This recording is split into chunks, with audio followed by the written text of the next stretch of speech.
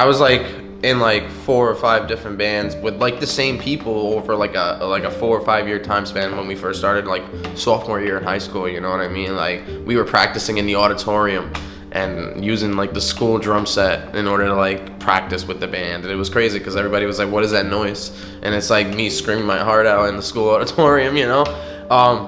But yeah, a lot of bands, a lot of people using drugs, so a lot of like drug abuse led to a lot of bands breaking up and friendships and bridges being burnt and stuff like that. And it turned out that we ended up making For Those Who Doubt, and For Those Who Doubt was they're still going. It's a great band. Fred is the writer and the guitarist, and I ended up going through like a couple years of drug abuse, and that was like led to me like having to go to rehab. And when I went to rehab, I took a break from the band. The band kind of like just decided to move on without me, you know, which was like reasonable. You know, I was using drugs. I would have moved on. I would have done the same exact thing. But I came back and I was really bitter. So I wrote a lot of music, and I focused all that emotion and feelings into like writing music. And for like 5 years, I just sat there and baked on this like emotional like things that I had written down and like made in my head and constructed slowly. And then eventually I lost an important person in my life, and it led to like a breakthrough. Like I broke through the wall, and I was just like, I gotta do it. I gotta release this music now. If I don't do it, I'm just gonna like be nobody, you know. I'm gonna be mad at myself forever.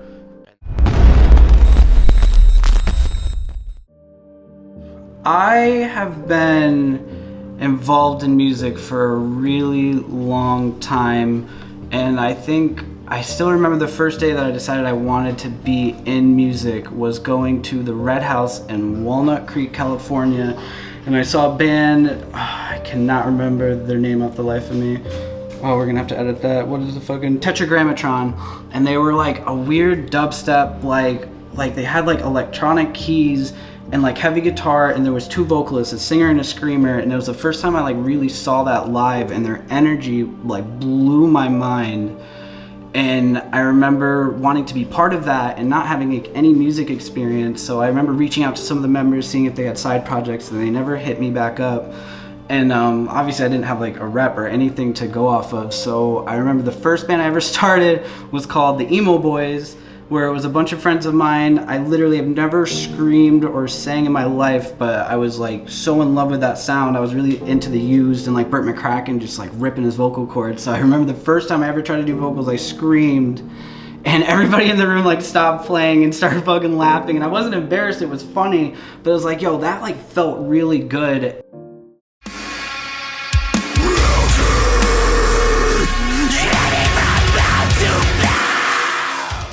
You know, the best artists and musicians in the world, you always find a way to get stuck. And you need that, like, it's kind of like the yin and the yang, you know, like light can't exist without the dark kind of thing, you know what I mean? He's super energetic and I'm more like in my head kind of thing, but it evens us out. So like I get off his energy and he calms down a little bit. So it's like, yo, this could be someone that I can, you know, not as much teach and mentor, but someone that can learn off of the things I have and I can learn off of him. So he showed me these songs that he written. He recorded a song called Unforgiven, which was really sick. And then he showed me all these instrumentals, and I was like, yo, this is like what I needed, because I didn't want to start something from scratch. I wanted to build something off of like an instrumental already. Like I have the voice, so now I just need to find the pieces. So he sent me a couple of these songs and lyrics that he wrote, and his lyrics were really good, and they were like right in the alley that I wanted. But I felt like I was really good at structure, so I made a deal with him that, you know, I'll do this and I'll step out in the limelight and I'll put all my effort into it. Let me take a little control of composing and like setting up timing and the feeling of it while using your lyrics and, you know, you changing stuff as I go. But let me like just take lead for like just these first few songs, because I've done it so much and I know I have like the writing skills to get us there. On the Floor is really about like this person that passed in my life, and how it affected my life.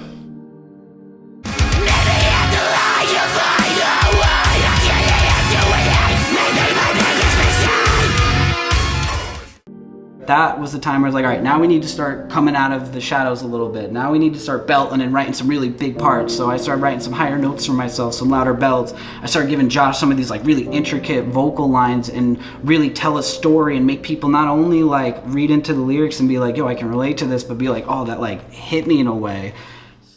I wrote a few lines and I couldn't figure out how to put them together, so I sent them to Lloyd, and Lloyd used those lines in reference and wrote on the floor. So it was like I wrote a mini story and he took the mini story and turned it into like a full-blown like song, you know what I mean? On the floor was, I tried to aim it around struggling with someone that you care about, a relationship, family member, best friend, colleague, whatever it could be. But you know, we fight with the people that we care about and have fights, and you know, eventually it can get to a point where it's just not going to happen anymore, to where the next time you wake up and you try to like text them or call them or have a conversation, they don't want to have it anymore because you guys have like just like drawn out so much energy.